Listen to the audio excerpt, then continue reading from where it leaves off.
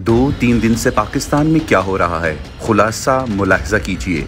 पाकिस्तान के वज़ीर ख़ारजा बिलावल भुट्टो ज़रदारी की अमरीका के पहले सरकारी दौरे पर एंटोनी ब्लिंकन से मुलाकात, दो तरफ़ा ताल्लुकात समेत मुख्तलिफ बाहमी शराकत दारी के अमूर पर तबादला ख्याल।